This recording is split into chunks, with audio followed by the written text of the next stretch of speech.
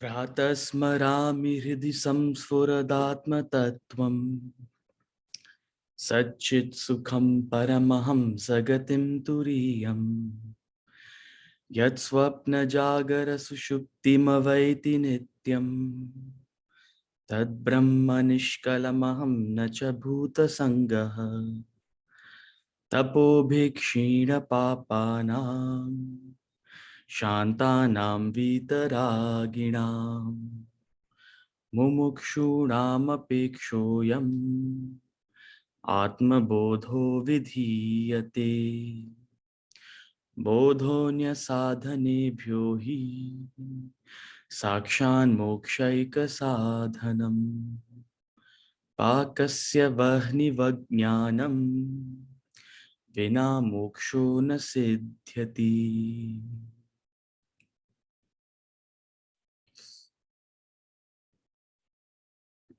Hari Om. Gems of Bhagavad Gita.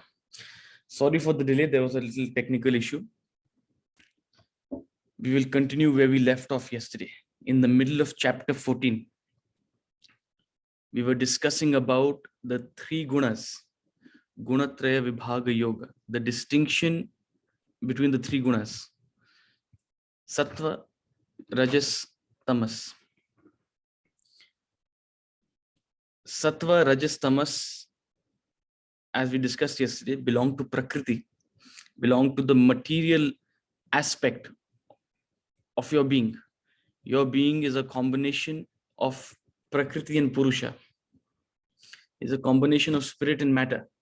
The spirit in you, the self in you is gunatita. It doesn't have any qualities. It is beyond qualities. It is unqualified. It cannot be qualified. It is beyond all qualities. The Prakriti in you, the matter portion of your being is qualified. And it is your matter portion which makes you distinct and different as an individual. It's what lends you your individuality. And these qualities are broadly classified into Sattva, Rajas, and Tamas. And all Sattva, Rajas, and Tamas, all three have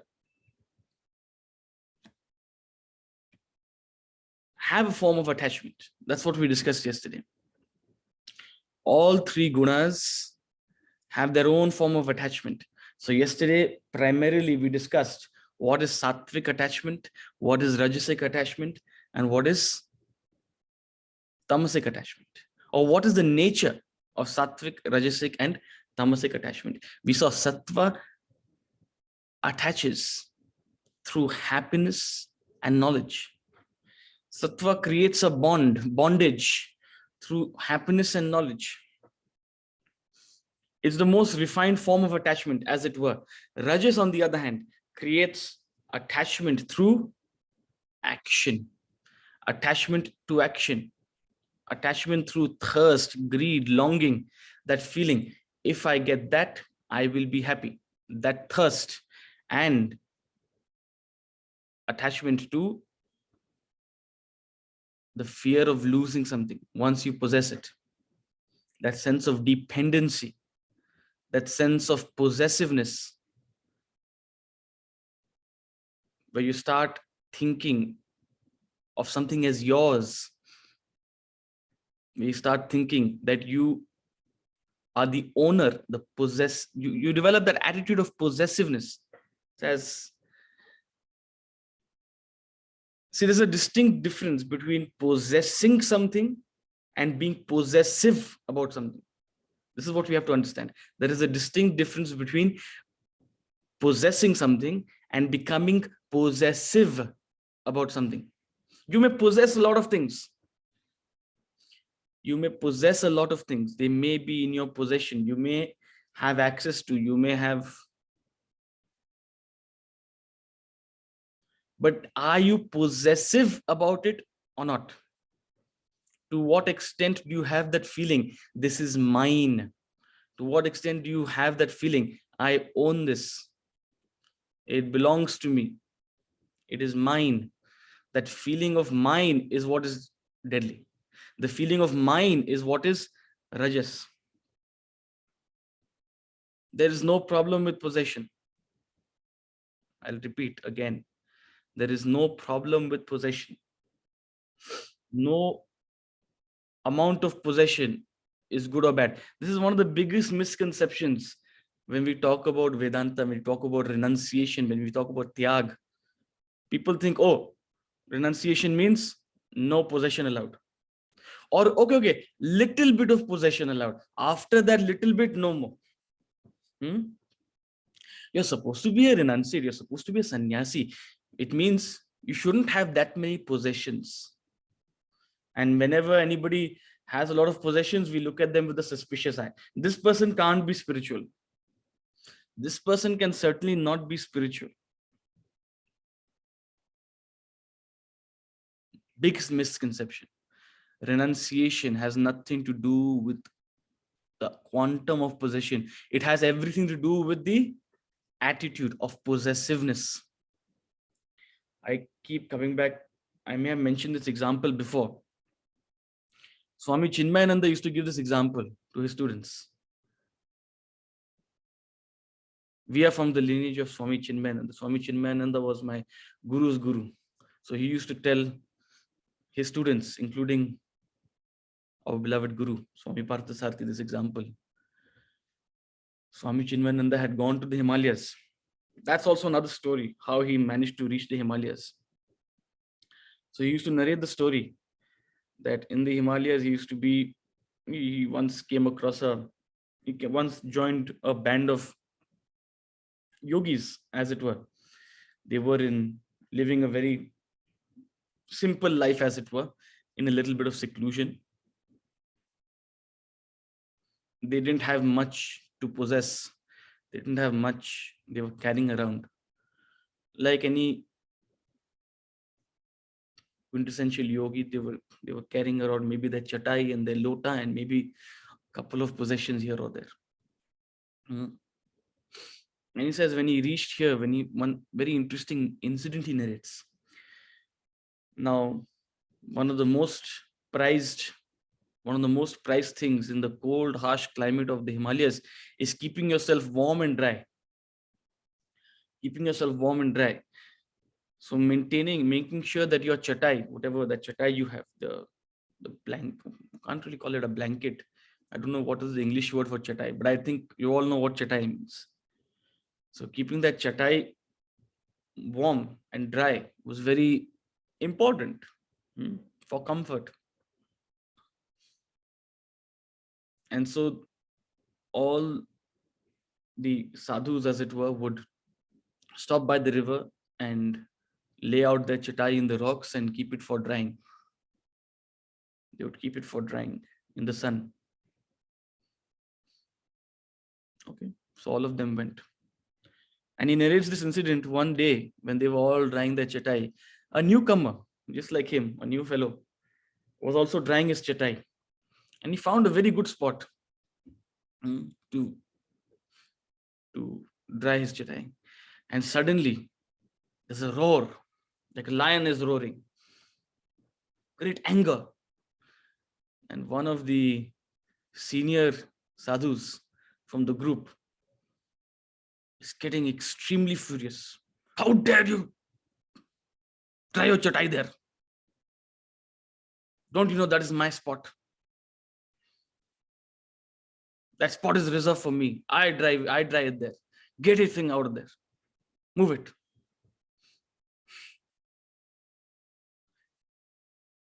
So he narrates this incident saying that sadhu had apparently left all his possessions. He had very few possessions. He had a chatai, he had a lota, and he had a chatai drying spot. He had apparently left all his possessions, but what he had not left is his possessiveness. It is my spot. Get out of here. That attitude. If you have possessiveness, you're not a renunciate. What makes you renunciate is not the quantum of your possessions. It's your sense of possessiveness.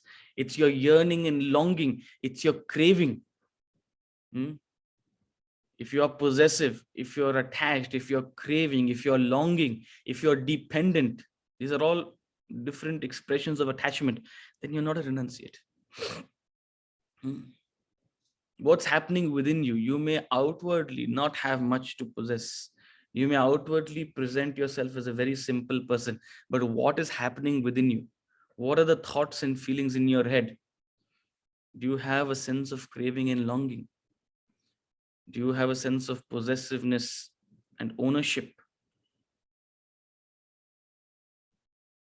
This is a country of Raja Rishis. This is a country of Raja Rishis. Rishis who are Rajas, Rajas who are Rishis. A Raja is one who possesses everything. Everything is his. Only second to God. A Raja is only second to God. Everything is his, belongs to him. But a Raja Rishi is one who possesses everything, but has no possessiveness about it. Whatever he possesses, he uses for the benefit of one and all. That's what makes him a Raja. He acts in the spirit of Loka Sangraha. He acts as a trustee of whatever he possesses to use it for the welfare of one and all. So Rajasic attachment. Rajas binds through thirst, passion, craving, longing, possessiveness. Oh, Kaunteya. And it binds fast. It binds fast. The beauty of life, the beauty of detachment is not to dispossess yourself. The beauty of detachment is not to dispossess yourself. It is to disentangle yourself from attachment. That's the beauty.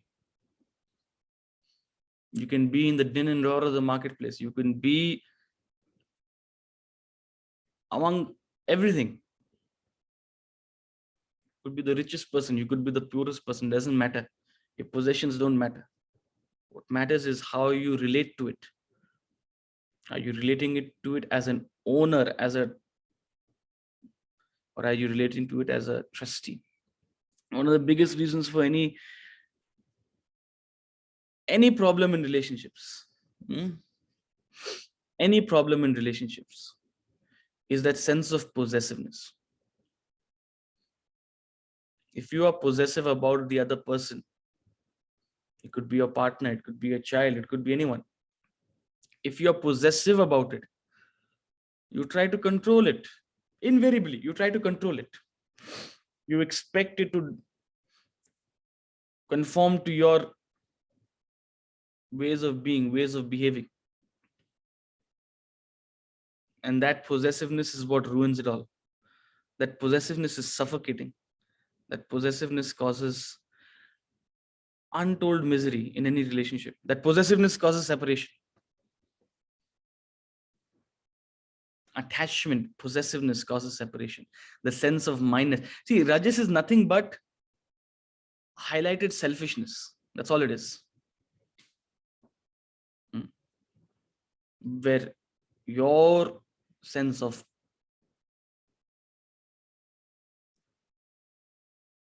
I and mine is at the forefront.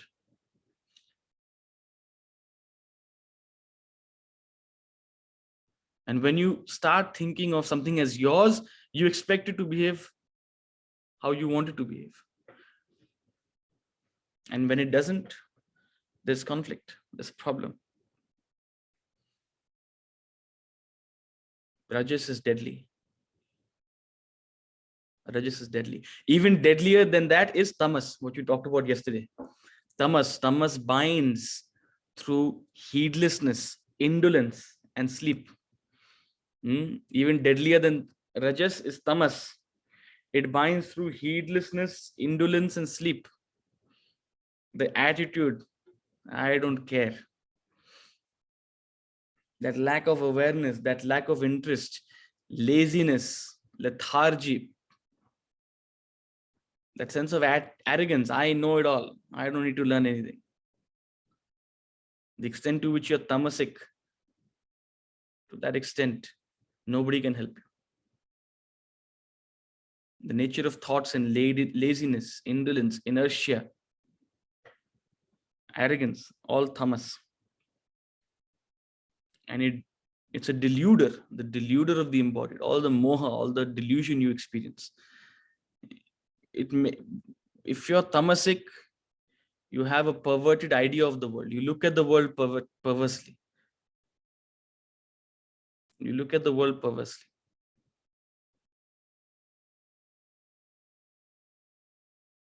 There's no way of changing the tamasic person's mind. There's no way of even discussing anything with them. Any discussion will turn into an argument. I'm sure you've all experienced this. Any discussion, it's very difficult to discuss anything with someone. They'll always take the wrong meaning of what you're trying to say. They'll purposely try to hold on to one word and twist it. You must have experienced it. They'll purposely take on to one word and twist the meaning of it. Later in chapter 17 and 18, we'll discuss in more detail this introduction. Gunas are being introduced in this chapter. Later in chapter 17 and 18, he gives you the entire personality chart, different aspects of your life, different aspects of your personality, of your, whether it's action, whether it's happiness, whether it's knowledge, different aspects of your life seen through the lens of sattva, rajas, tamas. So one thing of tamas is tamas sees a part and concludes the whole, sees one aspect and makes its conclusion, takes one word and twists it. There's no way of arguing with a tamasic person. They'll not try to understand what you're trying to say. Rather, they'll try to only push their agenda.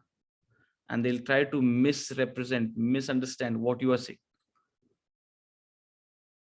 All our political debates are tamasic. Nobody wants to hear the other person. Great sense of indolence and arrogance. Everybody thinks they are right.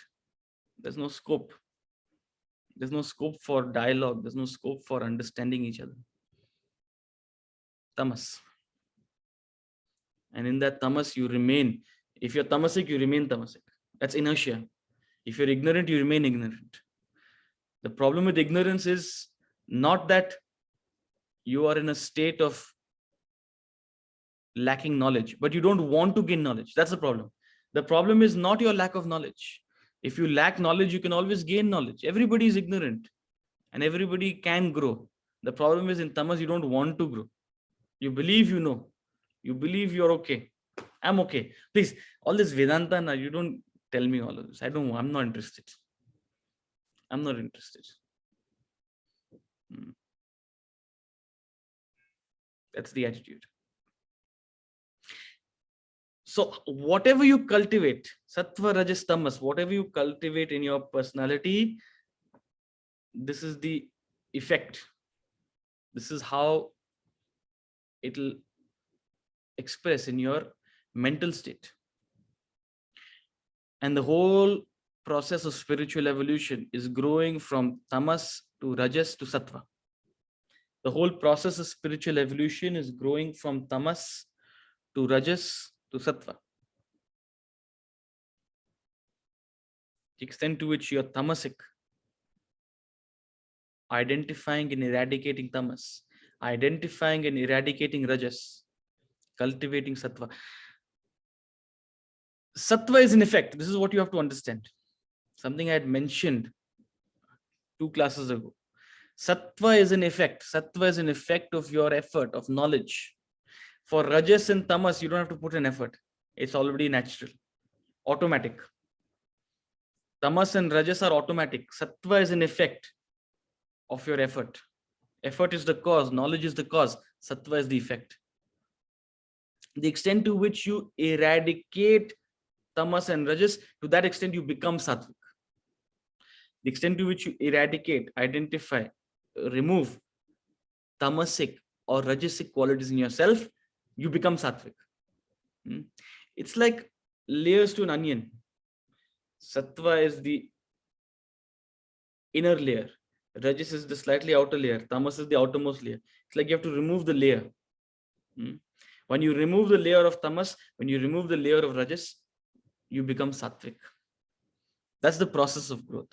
The process of growth is identifying tamas and rajas in yourself and working on that sense of self-improvement. If there's laziness in you, if there's lethargy in you, if there's attachment in you, if there's possessiveness in you, working on it with knowledge, understanding, implementing these higher values, these concepts. When you implement these ideas in your life and remove tamas and rajas, what results is sattva. What results in sattva? And here he gives a guarantee, something we've seen before, an idea we've seen before in the Bhagavad Gita, the idea of reincarnation, the idea of not quite completing your journey. If you don't complete your journey of spiritual evolution, you will be born again. If you don't complete that journey up till enlightenment, you will be born again. But he gives a guarantee, just like he started giving guarantee from chapter number 2 onwards. Every time he's given a guarantee. No effort is lost. No effort is lost. Even if you don't achieve your ultimate spiritual goal, if you do not achieve your ultimate spiritual goal, don't worry. No effort is lost. If you die in sattva, if you die as a sattvic person, it helps you on your journey in your next life. It helps you on your next life. It's like you are born with an advantage. You're born into an environment which will help you in your spiritual evolution. As similarly, if you die in rajas, if you die as a rajasic person, it also determines what kind of environment you're born into. And if you die in tamas, if you die as a tamasic person, it determines what kind of environment you're born into. So that's 14 and 15, the death in sattva and the death in rajas and tamas, which we will take up very quickly. Verse number 14. Yada sattve pravriddhe tu pralayam yati deha bhrit tadottama vidam lokan amalan pratipadyate. Yada sattve pravriddhe tu pralayam yati deha bhrit tadottama vidam lokan amalan pratipadyate. जब देहधारी सत्व गुण की वृद्धि में मृत्यु को प्राप्त होता है, तब वह श्रेष्ठ को जानने वाले मल रहित संसार को प्राप्त होता है. When the embodied being indeed meets death in the predominance of sattva. Remember, sattvic means predominance of sattva. When the proportion of sattva is maximum, everybody is a combination of all three, sattva, rajas, tamas. What is the proportion is what makes you sattvic. If you're 50%, 60%, 70% sattva, 20% rajas, 10% tamas, it means you're a sattvic personality. So when the embodied being indeed meets death in the predominance of sattva as a sattvic person, then he attains to the spotless worlds of the knowers of the Supreme. Very poetically put.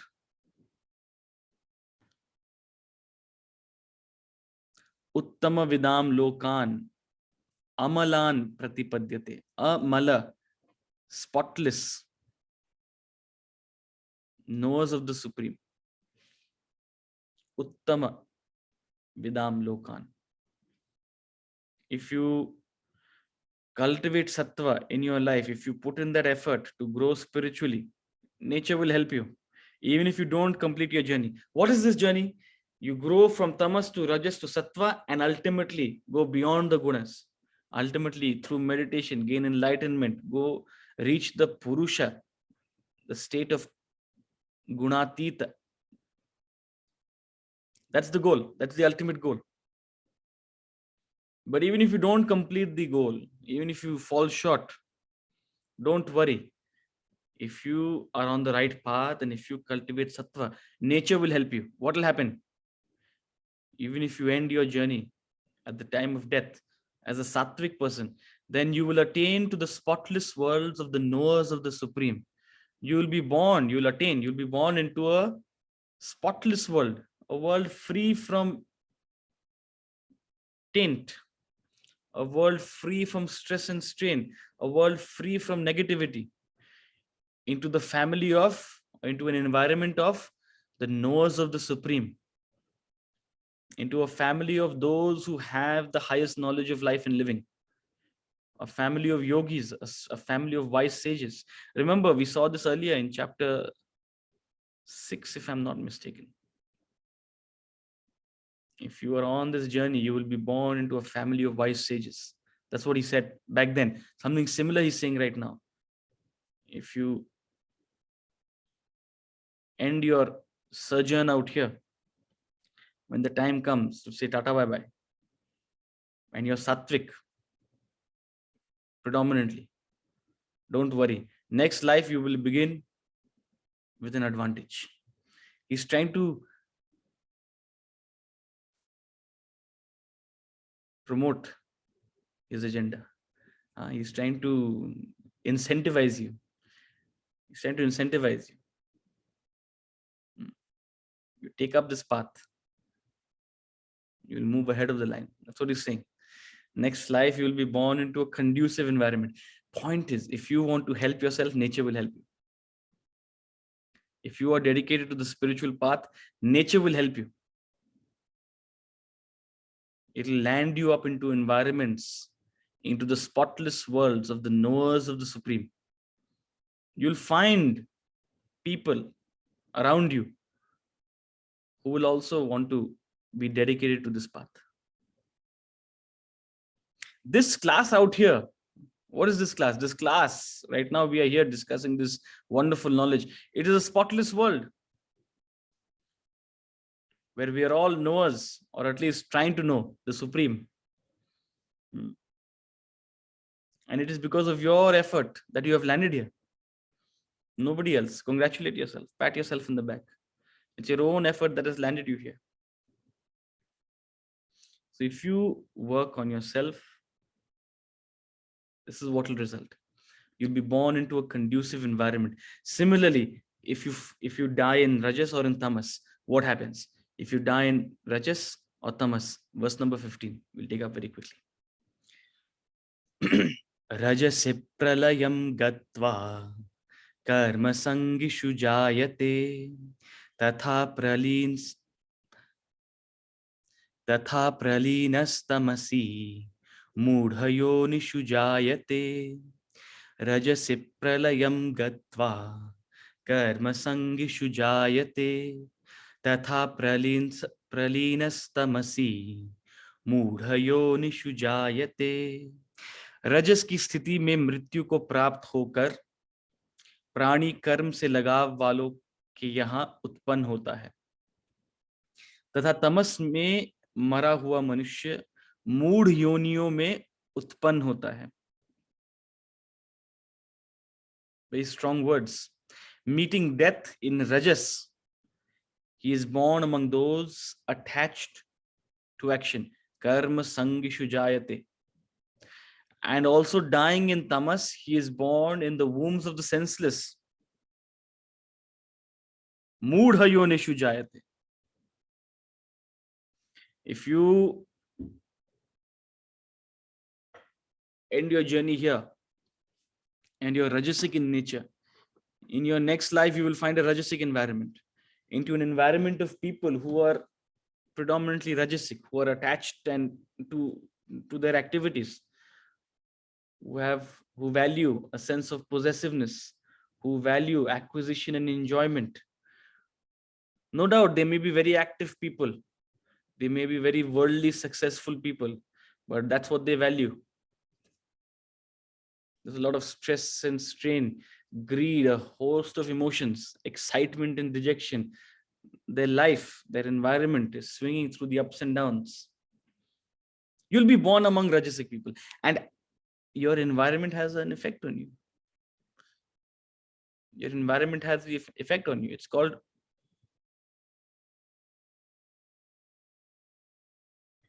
forgetting the Sanskrit word.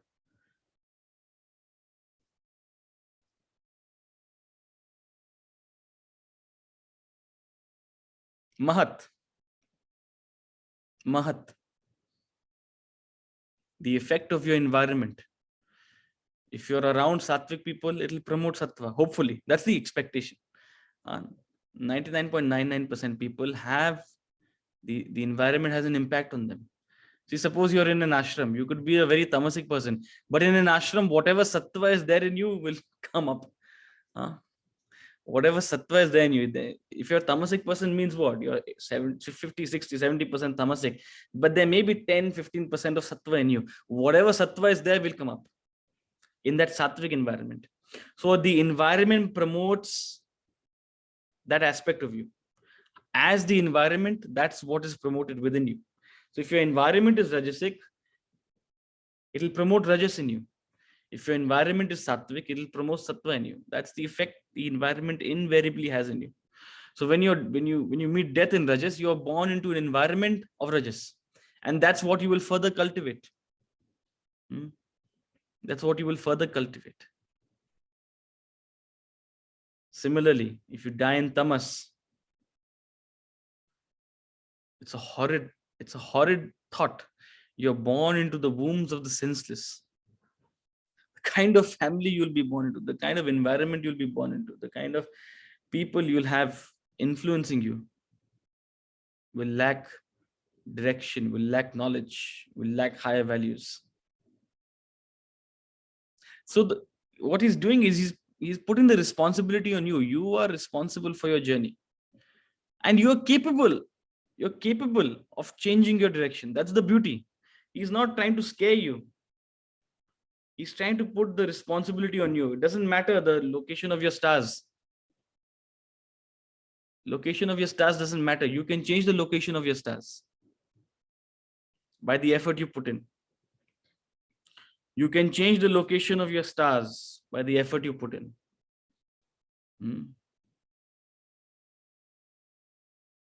If you work, if you put in that spiritual effort, next Janma, you'll have Brihaspati in the 5th house, Jupiter in the 5th house. A little bit of astrology knowledge. They say Jupiter in the 5th house means it's a very good sign.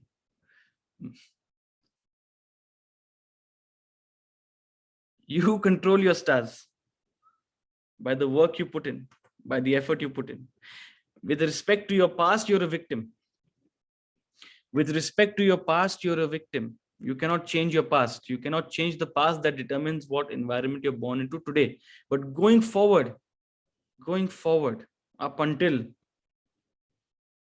when you have to say bye-bye, up until death, as it were, going forward, you can determine through your effort the direction your life takes, the personality you cultivate, the thoughts and ideas you promote, the values you grow within you. You are the architect of your fortune. You are the architect of your misfortune. And we're not talking about material fortune. We're not talking about material misfortune. We're not talking about material fortune or misfortune. We're talking about your spiritual fortune and spiritual misfortune. It's in your hands. It's in your hands. What do you want to do with it? So if you end your journey here in Sattva, nature will help you. You'll be born into Sattva. Similarly, if you end it in Rajas, you'll be born into Rajas. And if you end it in Tamas, you'll be born into Tamas. And this idea he concludes in the next verse. The idea is the gunas perpetuate the gunas. The gunas perpetuate the gunas. Whatever guna you predominantly have, it produces those qualities which will further feed those particular gunas. Tamas will feed tamas, rajas will feed rajas, and sattva will feed sattva. This is verse number 17. The effect of the gunas. The effect of the gunas. What does sattva result in? What does rajas result in? And what does tamas result in? Verse number 17. Gunas perpetuate gunas. Sattvat sanjayate jnanam rajaso lobha evacha pramadamo tamaso bhavato jnanamevacha. Sattvat sanjayate jnanam Rajaso lobha evacha pramadamohau tamasaha bhavato jnanamevacha.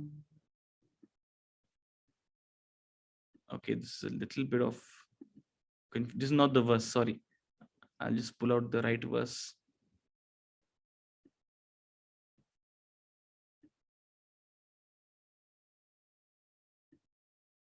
जो हिंदी अनुवाद है वो गलत है.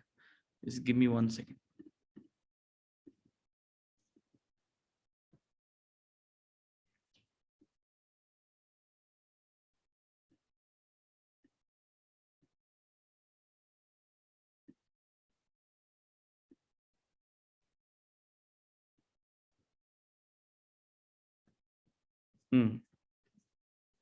He says in chapter 14, verse number 17.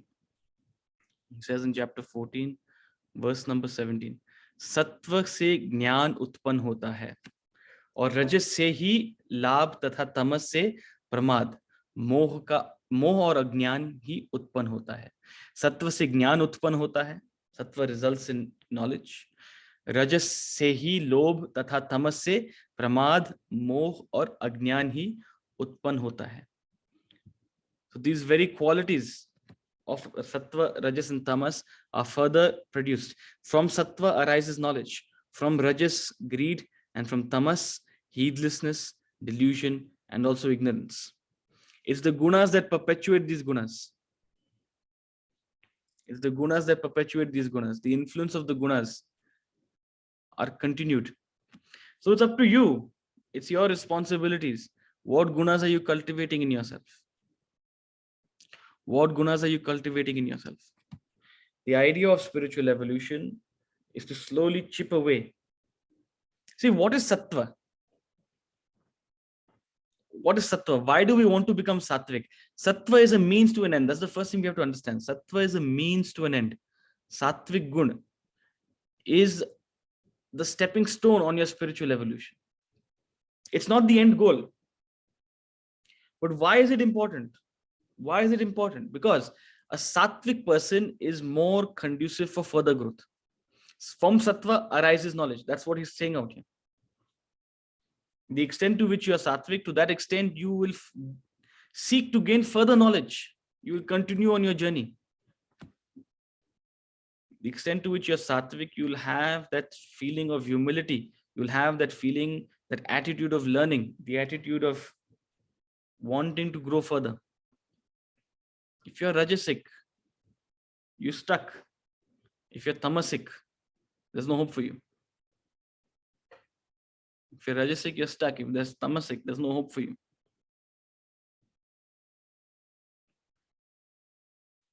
A sattvic person is one, when you have sattvic qualities, it is conducive for your spiritual growth. It's as simple as that.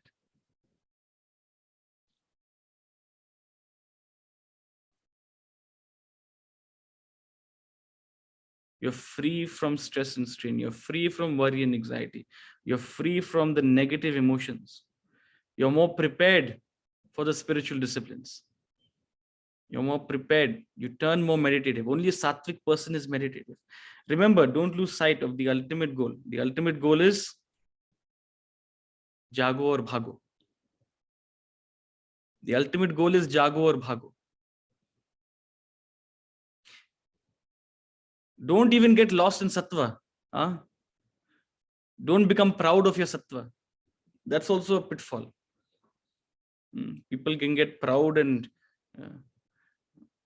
attached to their own sattva also.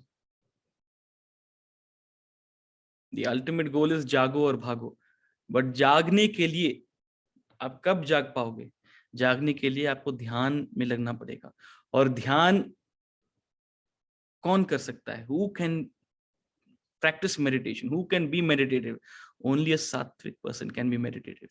If you're rajasic, your mind is filled with too much of stress and strain, worry and anxiety. If you're tamasic, there's no hope. If you're tamasic, there's no hope.